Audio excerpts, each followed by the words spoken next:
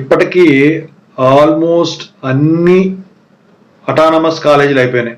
Affiliated colleges వచ్చేసరికి for example ఒక 4 కాలేజీలు ఉన్నాయనుకోండి ఆ చుట్టుపక్కలలో, అందుట్లో ఒకటే అఫిలియేటెడ్ కాలేజ్ ఉంటుంది.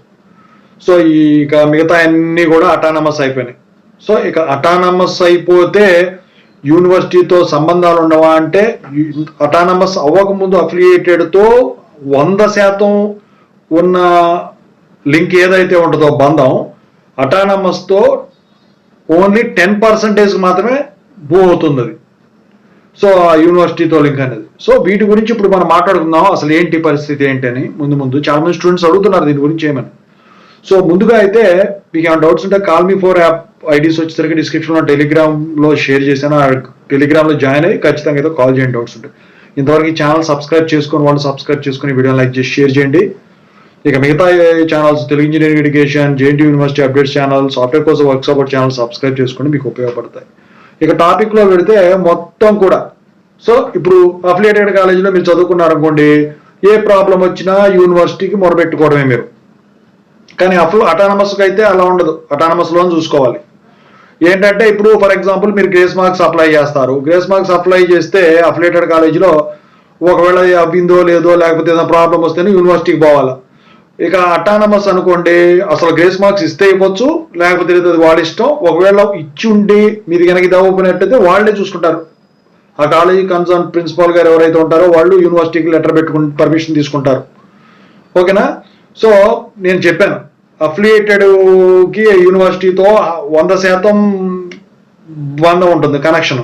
కానీ అటానమస్కి వచ్చేసరికి ఓన్లీ 10% మాత్రమే ఉంటుంది. అది ఎప్పుడు ఇలాంటి గ్రేస్ మార్క్స్ అప్పుడు, లేకపోతే PCCMMలు అప్పుడు, ఇలాంటివి ఉంటాయి చూసారా, ఓడీలు ఇలాంటివి, అవి అప్లై చేసుకోవాలన్నా కూడా మీ కాలేజ్ అటానమస్లోనే అప్లై చేసుకుంటే వాళ్ళు మీకు అక్కడి నుంచి ఇక్కడికి వచ్చేస్తుంది అనమాట.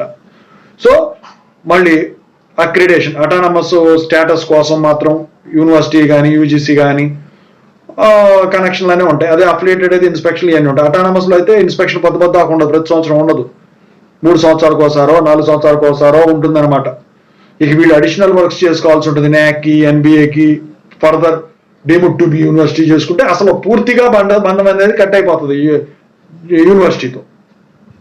సో మరి చాలా మంది స్టూడెంట్స్ కూడా ఫస్ట్ నుంచి కూడా అటానమస్లోకే సీట్ కోసం ట్రై చేశారు. మరి వాళ్ళ రోజున ఇప్పుడు 10 కాలేజీలు ఉంటే 9 కాలేజీలు అటానమస్లు అయిపోతే మరి అప్పుడు దేంట్లో జాయిన్ అవ్వాలని చెప్పేసి తర్జన పడుతుంటారు. కానీ ఇక్కడ వచ్చేసరికి పాతదే రిపీట్ అవుతుంది, కాకపోతే మీకు అడిషనల్ బెనిఫిట్స్ పెరుగుతాయి అటానమస్ అవడం వల్ల. అంతే తప్ప మీకు కొత్తగా వచ్చేసి చింతించాల్సిన పని ఉండదు. ఎందుకంటే ఒక అడ్వాంటేజ్ ఉంది, అటానమస్లో అయితే క్వశ్చన్ పేపరు వీళ్ళే తయారు చేస్తారు, సెల్ఫ్ సెంటర్ వీళ్ళ దగ్గరే ఉంటుంది, జంబ్లింగ్ ఉండదు.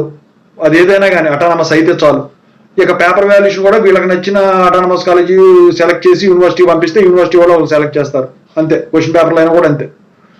సో అదొక అడ్వాంటేజ్ ఉంటుంది, సెల్ఫ్ సెంటర్ ఎక్కడికో పోవాల్సిన పనిలా. ఓకేనా?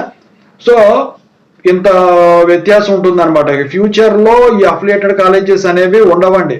అటానమస్లు డీమ్డ్ టు బి యూనివర్సిటీలు ఉంటాయి మనకు తెలిసి. అంటే డీమ్డ్ టు బి అన్ని ఎందుకు చేస్తారు, if they are having stamina and if the status is approved, then in that case they may be converting that autonomous status to deemed to be university. అసలు deemed to be university అయితే అసలు JNTUHతో పనే ఉండదు వీళ్ళక, ఏదైనా అంతే, university అని అంతే. ఓకేనా?